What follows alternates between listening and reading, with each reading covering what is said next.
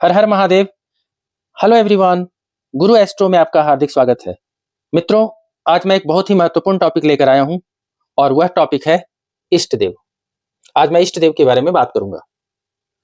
मित्रों, आपने देखा होगा हम सभी अलग अलग समय पर कभी हनुमान जी की पूजा करते हैं, कभी कृष्ण जी की, तो कभी महादेव की या कभी अन्य देवी देवताओं की। मतलब हम समझ ही नहीं पाते हैं कि हम किन देवता की आराधना करें जिससे हमें सब कुछ मिले जो हम जीवन से चाहते हैं। तो मित्रों, आज हम आपको यही बताएंगे कि कैसे हम यह जान पाए कि हमें किन देव या देवताओं की पूजा करनी चाहिए जिससे हम सब कुछ जीवन में पा सकें जो कि हम जीवन से चाहते हैं।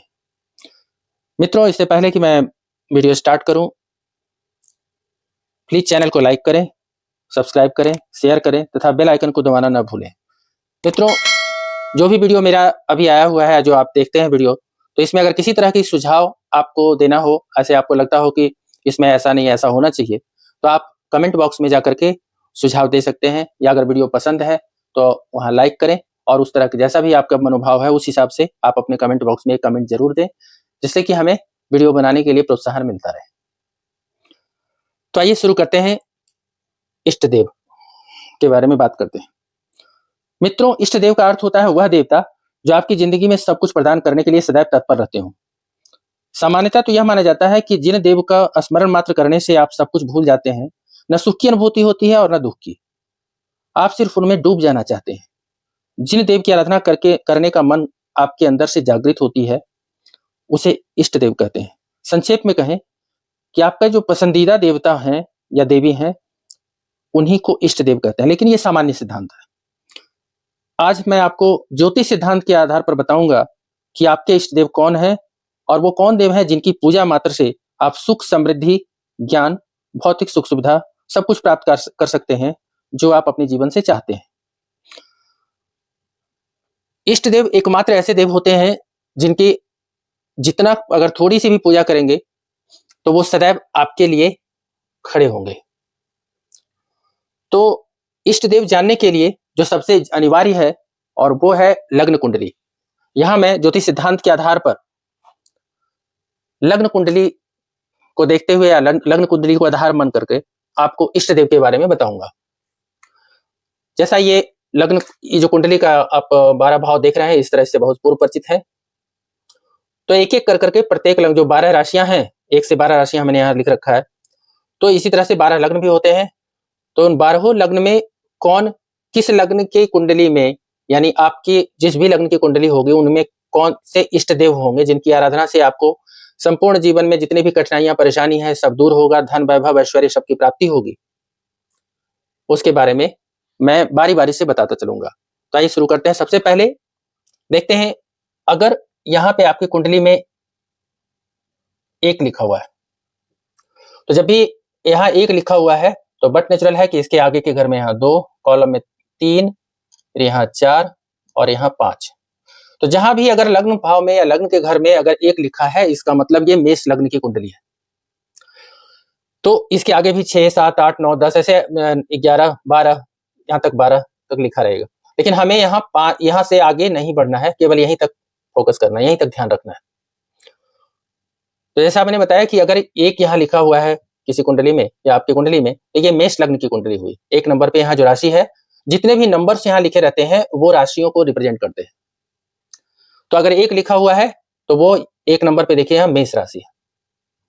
तो मेष राशि यानी मेष लग्न हुआ यहाँ पे, क्योंकि लग्न भाव में है 1, तो मेष लग्न की कुंडली है। और यहां से इनके जो स्वामी होंगे वो है मंगल देव होंगे। तो मंगल देव होंगे लग्नेश, लग्न के जो स्वामी होते हैं वो लग्नेश कहलाते हैं। तो जब भी मेष लग्न की कुंडली में इष्ट देव का निर्धारण करना हो तो उसके लिए हमें पंचमेश पर ध्यान देना होता है कि लग्न कुंडली में जो पंचमेश है वही इष्ट देव कहलाते हैं। सिद्धांत ये है। तो पंचमेश यानी 5वें घर के जो देवता हैं। अब यहाँ जो भी राशि होंगी 5वें घर में, तो देखिए 1 अगर यहाँ होगा तो यहाँ 5 होगा, 1, 2, 3, 4, 5। तो 5वें नंबर की यहाँ राशि है सिंह राशि। तो सिंह राशि के जो स्वामी होंगे वो कौन है? सूर्य देव। तो यानी कि अर्थात हुआ ये कि मेष लग्न की अगर कुंडली है तो उसमें इष्ट देव सूर्य। तो अब प्रश्न उठता है कि हमें पूजा कैसे करनी है इनकी। अब पूजा करने का जो सामान्य सिद्धांत ये है कि इष्ट देव की आराधना में अगर हम 40 दिन तक 40 दिन तक केवल ध्यानपूर्वक एक काम करें कि जो सूर्य देव का जो बीज मंत्र है, ओम ह्रांग ह्रीं ह्रौं सह सूर्याय नमः, ओम ह्रांग ह्रीं ह्रौं सह सूर्याय नमः, इसका पाठ 40 दिनों के अंदर अगर 7000 बार करते हैं, आप खुद से डिसाइड कर सकते हैं कि एक दिन में हम कितना करें, और अगर 40 दिन के अंदर 7000 बार इस मंत्र का जाप करते हैं और आने वाले दिनों में अगर सप्ताह में एक बार भी सूर्यदेव का ये बीज मंत्र का एक माला जाप करते हैं, तो 45 दिन के अंदर आपको अपने जीवन में हुए परिवर्तन सब दिखने लग जाएंगे। ये जितने भी देव के जो बीज मंत्र हैं वो 40 दिनों के अंदर ही अपना प्रभाव दिखाने लगते हैं, और 45 दिन से तो निश्चित तौर पे आप अपने जीवन में परिवर्तन देख पाएंगे। अब बात करते हैं इसी प्रकार से, ये है मेष लग्न की कुंडली के बारे में मैंने बताया कि इनके जो इष्ट देव होंगे वो सूर्यदेव होंगे। अब बात करते हैं वृष लग्न। अब जब भी लग्न भाव में यहाँ 2 लिखा हुआ होगा, आपकी कुंडली लग्न कुंडली में देखेंगे आप, अगर यहाँ 2 लिखा हुआ है तो क्रम से आगे 3, 4, 5 और 6, यानी जो पंचम भाव है उसमें 6 लिखा हुआ होगा। तो जो वृष लग्न की कुंडली है उसमें जो पंचमेश हुए, जो पंचम भाव में 6 लिखा हुआ, 6 का मतलब हो गया कन्या राशि, और कन्या राशि के जो स्वामी होते हैं वो बुध देव होते हैं। तो इसका मतलब ये हुआ कि वृष लग्न की कुंडली में जो इष्ट देव हुए वो बुध देव हुए। क्यों हुए? क्योंकि पंचमेश बुध देव है। और आपको ये स्मरण रहे कि बुध देव के जो भी बुध देव के जो पूजा करते हैं उसमें बुध देव की बीज मंत्र का जाप कर सकते हैं, या करना चाहिए आपको, और साथ में या गणेश जी की पूजा आप कर सकते हैं। तो आपके जो इष्ट देव हुए वो बुध देव हुए और गणेश जी हुए। तो आप गणेश जी की पूजा करें तो सबसे ज्यादा आपको लाभ मिलेगा। और इनके भी पूजा विधि के रूप में जो मंत्र है वो है ओम ब्रांग ब्रिंग ब्रौं सह बुधाय नमः, ओम ब्रांग ब्रिंग ब्रौं सह बुधाय नमः। इस मंत्र का जाप 9000 बार करना है 40 दिन के अंदर। या अगर आप इतना नहीं कर सकते हैं तो एक माला, सभी जितना भी बीज मंत्र आज मैं बताऊंगा उन सबका एक माला मतलब 108 बार नित्य जाप करना है, और 45 दिन के अंदर आपको रिजल्ट मिलने लग जाएगा। तो जो वृष लग्न की कुंडली है, यानी वृष लग्न के जो लग्नेश होते हैं वो शुक्र होते हैं। देखिए वृष लग्न है, उनके जो स्वामी होते हैं शुक्र होते हैं, और उनके इष्ट देव कौन होते हैं? 6 नंबर है कन्या, यानी बुध देव। तो हमें बुध देव की बीज मंत्र का जाप करना है या फिर गणेश जी की पूजा करनी चाहिए, विशेष रूप से पूजा करनी चाहिए। गणेश जी की पूजा अगर आप थोड़ी बहुत भी मतलब थोड़ा ध्यान से करेंगे तो निश्चित रूप से आपको विशेष लाभ प्राप्त होगा। तो आपके जीवन में गणेश जी का विशेष महत्व रहेगा। यह है वृष लग्न की कुंडली के लिए। अब अगर हम बात करें वृष लग्न के बाद, अगर आपकी लग्न कुंडली में यहां 2 की जगह 3 रहे, तो यहां 4, 5, 6 और यहां 7। अगर आपकी लग्न कुंडली में यहां 3 लिखा हुआ है तो 3 का मतलब होता है मिथुन। ठीक है, तो ये मिथुन लग्न की कुंडली हुई। और मिथुन लग्न की कुंडली में जो पंचमेश हुए वो 7 यहां लिखा हुआ है, तो 7 देखिए यहां तुला, और तुला के जो तुला राशि के जो स्वामी है वह शुक्र है। तो यहां पंचमेश जो हुए वो शुक्रदेव हुए। सिद्धांत क्या है? सिद्धांत बहुत सरल है कि लग्न कुंडली के आधार पर जो पंचमेश होंगे वही इष्ट देव होंगे। तो यहां मिथुन लग्न है, मिथुन लग्न में शुक्रदेव होते हैं पंचमेश, तो इसके हिसाब से यहां हमें मिथुन लग्न वालों के लिए शुक्रदेव की आराधना और शुक्र देव की जो बीज मंत्र है उसका जाप तथा लक्ष्मी माता की पूजा करनी चाहिए। तो आपके इष्ट देव होते हैं लक्ष्मी माता। और जो शुक्रदेव के निमित्त जो बीज मंत्र है वो है ओम द्रांग द्रिंग द्रौं सह शुक्राय नमः, ओम द्रांग द्रिंग द्रौं सह शुक्राय नमः। इस बीज मंत्र का जाप 16000 बार करना है और 40 दिनों के अंदर। अगर आप ये कर पाते हैं तो निश्चित रूप से हर तरह के परिवर्तन आपके जीवन में, जो सकारात्मक परिवर्तन है वो दिखने लगेगा और आप अनुभव कर पाएंगे। तो इस प्रकार से जो मिथुन लग्न के इष्ट देव हुए वो लक्ष्मी माता हुई। अब आगे बात करते हैं कि अगर कुंडली में आपके लग्न भाव में 4 लिखा हुआ है तो यहां क्या होगा? 5, 6, 7 और यहां होता है 8। तो 4 कहने का मतलब हो गया ये कर्क लग्न की कुंडली है। अगर कर्क लग्न की कुंडली है तो जो लग्न के स्वामी है लग्नेश कौन होंगे? चंद्र होंगे। क्योंकि कर्क लग्न में इनके जो कर्क राशि के जो स्वामी है वो है चंद्रदेव। और इनके पंचमेश कौन होंगे, यहाँ 8 लिखा हुआ है, तो 8 यहाँ आप देख सकते हैं, यहाँ मंगल है, यहाँ वृश्चिक राशि, 8 का मतलब वृश्चिक राशि, और वृश्चिक राशि के जो स्वामी होते हैं वो मंगल देव हैं। तो यानी पंचमेश जो कर्क लग्न के जातक हैं उनके जो इष्ट देव हुए वो हुए मंगल देव। और मंगल देव में जो पूजा की जाती है मंगल देव के निमित्त, वो बालाजी की पूजा की जाती है, हनुमान जी की पूजा की जाती है, यानी आपके इष्ट देव हनुमान जी हुए। तो आपको हनुमान जी की आराधना करनी चाहिए अपने जीवन में, और उन्हीं की आराधना से आपको बहुत ही शीघ्र धन, वैभव, ऐश्वर्य, ज्ञान, सुख, शांति, जितनी भी चीजें आप जीवन में चाहते हैं वो सब कुछ आपको उन्हीं की आराधना से शीघ्र मिलेगी। और यहाँ जो पंचमेश होते हैं, चूंकि मंगल देव हैं, तो इनके निमित्त जो बीज मंत्र है जिसकी जाप आपको करनी है वो है ओम क्रांग क्रीं क्रोंग सह भौमाय नमः। ओम क्रांग क्रीं क्रोंग सह भौमाय नमः। इस बीज मंत्र का जाप 10,000 बार करना है, और वो भी 40 दिनों के अंदर। अगर आप ये कर पाते हैं तो बहुत अच्छा है, बहुत जल्दी आपको लाभ मिलेगा। और अगर नहीं कर पाते हैं तो कम से कम 1 माला नित्य इस बीज मंत्र का जाप करें, और हनुमान चालीसा का पाठ करें, और हनुमान जी का भी अलग अलग तरीके से, जैसे भी हनुमान जी मंगलवार का व्रत रखें, और हनुमान जी की पूरा पूजा और आराधना अगर आप करते हैं तो आपको सब कुछ जीवन में मिलेगा जो आप चाहते हैं। तो ये तो हुआ कर्क लग्न के बारे में। अब इसी तरह अगर बात करें 4 के बाद, अगर यहाँ पे लग्न भाव में यहाँ अगर 5 लिखा हुआ है, आपकी कुंडली, आप लोगों में से किसी कुंडली में यहाँ पे 5 लिखा हुआ हो सकता है, कोई भी नंबर हो सकता है, तो हम क्रम से चल रहे हैं। तो अगर 5 लिखा हुआ है तो 5 के बाद यहाँ क्या होगा, 6, 7, 8, 9। जो 5 यहाँ लिखा हुआ, तो 5 का मतलब हो गया ये सिंह लग्न की कुंडली होगी। और सिंह लग्न की जो कुंडली है, इस कुंडली में जो सिंह राशि के जो स्वामी है वो है सूर्यदेव। तो लग्नेश यहाँ होते हैं सूर्यदेव, लेकिन इष्ट देव कौन होंगे सिंह लग्न में, तो यानी सिंह लग्न की जिनकी कुंडली होंगी इष्ट देव कौन होंगे, फिर से दोबारा कि जो पंचमेश होंगे वही इष्ट देव होंगे। अब पंचमेश यहाँ 9 नंबर लिखा हुआ है, तो सिंह लग्न की कुंडली में अगर 9 नंबर लिखा हो तो 9 का मतलब हो गया धनु राशि, और धनु राशि के जो स्वामी होते हैं गुरु होते हैं, यानी देव गुरु बृहस्पति। तो बृहस्पति देव जो होते हैं वो है इनके पंचमेश सिंह लग्न में, तो इष्ट देव इनके हुए बृहस्पति। और बृहस्पति के आपको पता होना चाहिए कि बृहस्पति जो देव है, इनके जो इष्ट देव होती में जो पूजा आराधना की जाती है वो श्री विष्णु की जाती है, यानी विष्णु देव की आराधना से आपको सबसे शीघ्रता से सफलता मिलेगी और दुखों का निवारण होगा। और जो कुछ भी आप अपने जीवन से चाहते हैं, अगर आप चाहते हैं कि जल्दी से जल्दी हमें प्राप्त हो, तो मुख्य रूप से आपको विष्णु देव की आराधना करनी चाहिए, क्योंकि यहाँ पे 9 नंबर है और 9 धनु के स्वामी गुरु होते हैं। तो गुरु, और यहाँ जो लोग गुरुदेव के निमित्त जो बीज मंत्र पढ़ने का बताया गया है कि अगर आप इनके बीज मंत्र का पाठ करें तो शीघ्र ही प्रसन्न होंगे। और वो बीज मंत्र है ओम ग्रांग ग्रीं ग्रौं स गुरवे नमः। ओम ग्रांग ग्रीं ग्रौं स गुरवे नमः। इस बीज मंत्र का जाप 19,000 बार आप ध्यान करें। जितनी संख्या मैं बता रहा हूं वो बहुत महत्वपूर्ण है।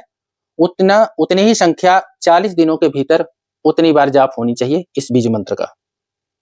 या फिर आप भगवान विष्णु की आराधना करें, पूजा करें, नित्य करें, तो आपको शीघ्र सभी कष्टों से आपके कष्टों का निवारण होगा और जीवन में धन, वैभव, ऐश्वर्य जो भी चाहते हैं वो सब कुछ मिलेगा। तो सिंह राशि सिंह लग्न की जो जातक है उनके इष्ट देव होते हैं श्री विष्णु। अब आगे बात करें सिंह के बाद कन्या लग्न। अगर यहाँ पे 5 की जगह लग्न भाव में 6 लिखा हुआ हो तो यहाँ क्या होगा, 7, 8, 9 और यहाँ होगा 10।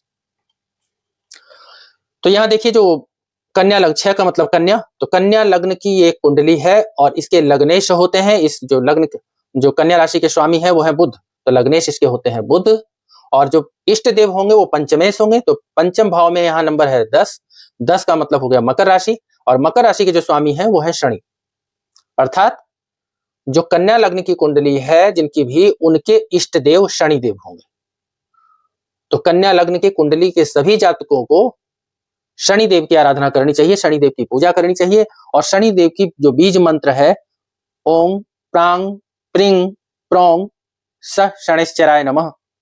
ओम प्रांग प्रिंग प्रोंग सह शनैश्चराय नमः, इस बीज मंत्र का 23,000 बार जाप 40 दिनों के अंदर करना चाहिए। एक चीज आप लोग ध्यान रखें, जितने भी बीज मंत्र हैं उनकी जो संख्या बताई गई है वो 40 दिनों के अंदर ही करने का निर्देश है। तो अगर संभव हो तो निश्चित रूप से इसको करें, तो आपको शीघ्र लाभ होगा। तो यहाँ आप फिर से एक बार स्मरण करें कि जो कन्या लग्न है उस कुंडली में या कन्या लग्न के जातक के लिए जो इष्ट देव होते हैं वो है शनिदेव।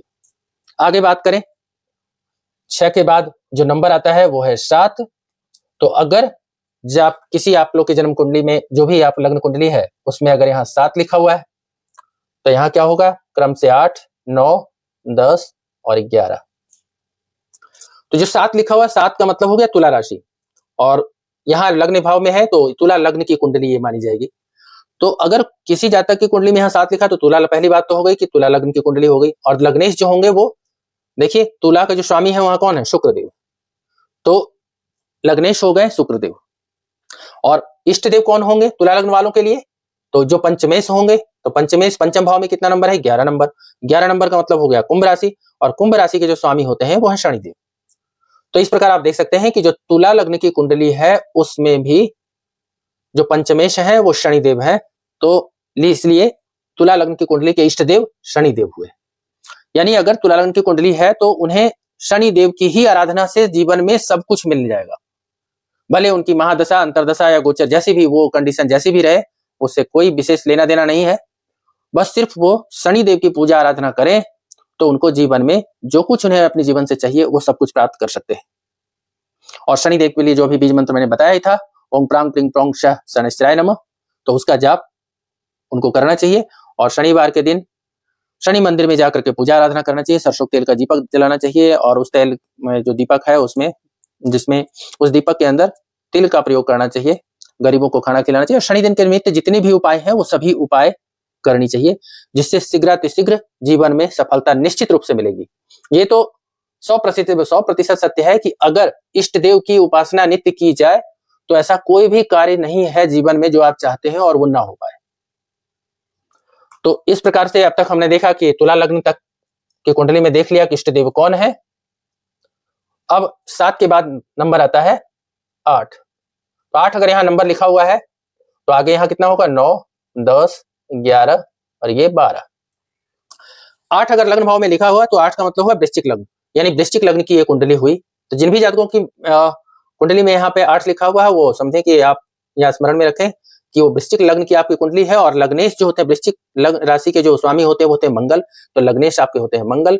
और इष्ट देव आपके होते हैं यहाँ पर लिखा हुआ 12। 12 का मतलब हो गया मीन राशि। मीन राशि के जो स्वामी है वो है गुरु, गुरु मीन्स बृहस्पति, तो बृहस्पति देव इसके स्वामी है। तो जो इनके स्वामी पंचमेश से ही इष्ट देव होते हैं वो सिद्धांत है।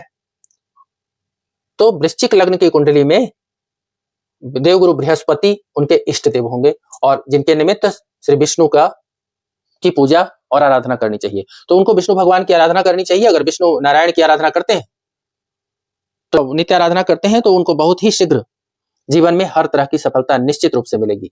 तो वृश्चिक लग्न वाले आप लोग ध्यान दें, आपके जो इष्ट देव हैं वो है विष्णु भगवान या नारायण। अब बात करते हैं 8 के बाद 9 नंबर की। जो 9 नंबर, अगर आपकी जन्म कुंडली में, आप लग्न कुंडली में, विशेष लग्न कुंडली की बातें हम कर रहे हैं, अगर यहाँ 9 लिखा हुआ है तो उसी क्रम से यहाँ पे 10, 11, 12 और यहाँ 1 लिखा हुआ होगा। तो 9 नंबर लिखने का मतलब हो गया, 9 का मतलब यहाँ होता है धनु, धनु राशि। 9 का मतलब धनु राशि, और इसका मतलब हुआ कि 9 यहाँ पे है तो ये धनु लग्न की कुंडली हुई। तो धनु लग्न के जो भी जातक है उनके लग्नेश जो होते हैं वो, उनके जो लग्नेश होंगे वो गुरु होंगे, यानी बृहस्पति होंगे, बृहस्पति देव। और उनके इष्ट देव कौन होंगे, जो पंचमेश होंगे। पंचमेश यहाँ कौन है, पंचम में यहाँ लिखा, पंचम भाव में 1 लिखा हुआ। 1 का मतलब मेष, मेष राशि का स्वामी मंगल, यानी जो पंचमेश हुए वो मंगल देव हुए। तो अगर धनु लग्न के जातक हैं तो उनके इष्ट देव मंगल देव हुए, और उन्हें हनुमान जी की पूजा करनी चाहिए।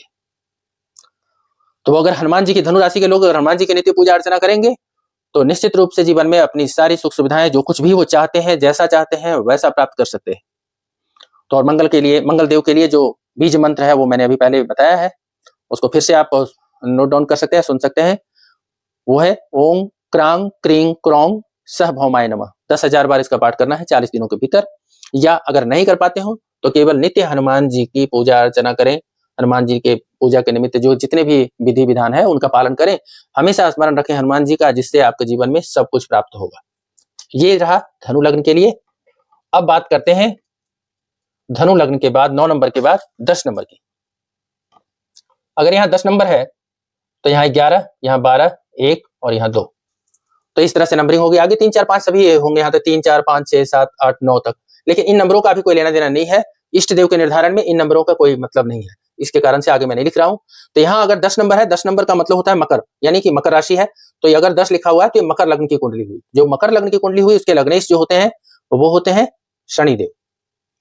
लग्नेश शनिदेव है। और इष्ट देव कौन होंगे मकर लग्न की जातक के लिए? उनके होंगे इष्ट देव वो होंगे जो यहाँ पर पंचमेश होंगे।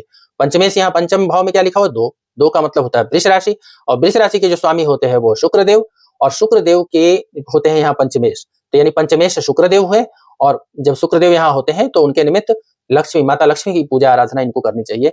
तो जो मकर लग्न की कुंडली जिनकी भी है, जिन भी जातक की है मकर लग्न की कुंडली, उन्हें लक्ष्मी माता की पूजा करनी चाहिए या आराधना, नित्य आराधना करनी चाहिए। तो लक्ष्मी माँ की पूजा से उन्हें विशेष रूप से फल मिलेगा। तो हमेशा ध्यान रखेंगे मकर लग्न वाले कि वो अपने जीवन में लक्ष्मी माता की पूजा को प्रायोरिटी दें और उनके पूजा आराधना अगर करें। और शुक्रदेव के निमित्त जो बीज मंत्र मैंने अभी थोड़ी देर पहले बताया था, ओम द्रांग द्रिंग द्रोंग स शुक्राय नमः, ओम द्रांग द्रिंग द्रोंग स शुक्राय नमः, इसके 16,000 बार 40 दिनों के भीतर इनका जाप करने चाहिए। अगर कर पाए तो बहुत अच्छा है, आपको शीघ्र ही लाभ दिखने लगेगा। और अगर नहीं कर पाते हो तो फिर लक्ष्मी माता की नित्य पूजा करें, जिससे आप सब कुछ पा सकते हैं जो आप पाना चाहते हैं। ये हुए मकर लग्न की कुंडली के बारे में। अब 10 के बाद नंबर आता है 11 नंबर। अगर आपकी कुंडली में लग्न भाव में 11 लिखा हुआ है तो यहाँ द्वितीय भाव में 12, 1, 2 और यहाँ 3 लिखा हुआ होगा। तो 11 अगर लिखा हुआ है तो 11 का मतलब कुंभ, यानी कि ये जो कुंडली होगी वो कुंभ लग्न की होगी। और कुंभ लग्न में जो लग्नेश होते हैं वो देखिए कुंभ राशि के जो स्वामी होते हैं शनि है, तो लग्नेश यहाँ पर होते हैं शनिदेव। और इष्ट देव कुंभ लग्न में कुंभ लग्न के जातकों के लिए जो इष्ट देव होते हैं वो कौन से होंगे? वो पंचमेश होंगे। तो पंचमेश में कितना, पंचम भाव में कितना लिखा हुआ? 3 लिखा हुआ। 3 आप देखिए यहाँ मिथुन राशि, मिथुन राशि के जो स्वामी होते हैं वो बुध देव होते हैं। और जिसमें बुध देव अगर स्वामी है तो उसमें गणेश जी की पूजा की जाती है, भगवान गणेश की, विघ्नहर्ता गणेश की पूजा की जाती है।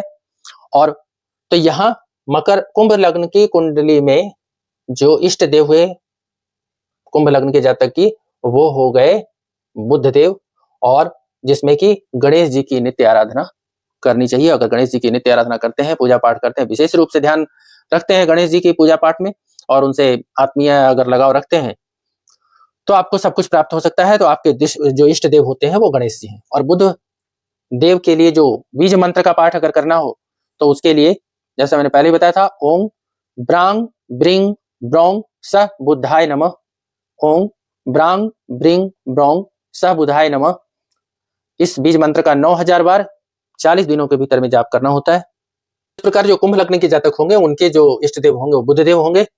और कुंभ लग्न के जातक के लिए गणेश जी की आराधना सबसे श्रेयस्कर होगी, सबसे श्रेष्ठ होगी, तो करनी चाहिए। तो अगर गणेश जी की आराधना करते हैं तो उन्हें वो सब कुछ प्राप्त होगा जो वो प्राप्त करना चाहते हैं। और इष्ट देव होते ही ऐसे हैं जो अगर आप थोड़ी सी आराधना करेंगे तो आपको ज्यादा कुछ देने के लिए हमेशा तत्पर खड़े रहते हैं।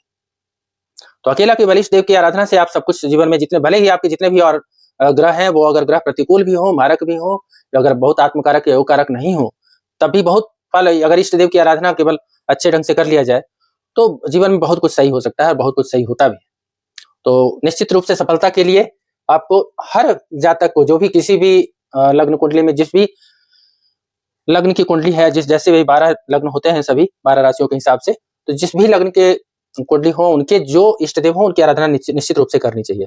अब बात करते हैं मकर लग्न के बाद 11 के बाद एक और जो कुंडली में मिलती है वह ये होता है, अगर 12 यहाँ लिखा हुआ है तो यहाँ कितना होगा? 1 होगा, 2 होगा, 3 होगा और यहाँ 4 होगा। तो देखिए अगर आपकी कुंडली में यहाँ 12 लिखा हुआ है, लग्न भाव में 12 लिखा हुआ, 12 का मतलब हो गया मीन राशि, यानी मीन लग्न की ये कुंडली होगी। और इसके जो लग्नेश होंगे वो देवगुरु बृहस्पति होंगे। यहाँ देखिए लिखा हो मीन राशि के जो स्वामी होते हैं वो देवगुरु बृहस्पति होते हैं, तो लग्नेश होंगे यहाँ बृहस्पति देव। और मीन लग्न के जातक के लिए जो इष्ट देव हो जाएंगे वो कौन होंगे? वो पंचमेश होंगे। जो पंचमेश कौन है इस लग्न कुंडली में?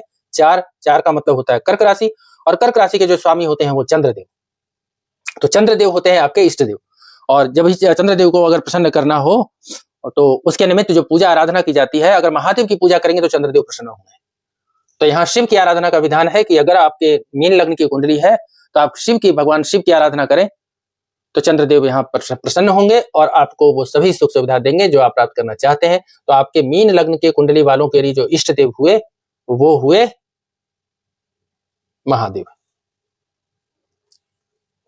तो इस प्रकार से आपने देखा प्रत्येक लग्न की कुंडली के निमित्त हमने इष्ट देव के बारे में बताया कि किस लग्न की कुंडली में कौन से देव इष्ट देव होंगे। तो इसी प्रकार अगर इष्ट देव की आप ध्यान रखते हैं, इष्ट देव की पूजा अर्चना करते हैं तो कोई शक नहीं है कि केवल इष्ट देव की उपासना मात्र से ही आप जीवन में सर्वस्व की प्राप्ति कर सकते हैं। तो आप इस तरह से विचार करें और जो भी जिस भी लग्न की आपकी कुंडली है उसके निमित्त आप कार्य करें। मित्रों, आपको ये वीडियो कैसा लगता है ये अपने मेरे कमेंट बॉक्स में अवश्य लिखें और अगर अच्छी लगती हो तो फिर आप उसको लाइक करें, शेयर करें और अगर कोई सुझाव देना चाहते हैं तो भी आप कमेंट बॉक्स में अवश्य लिखें ताकि हम इस वीडियो को और भी अच्छे ढंग से आपके सामने पेश कर सकें। आज के लिए इतना ही, धन्यवाद।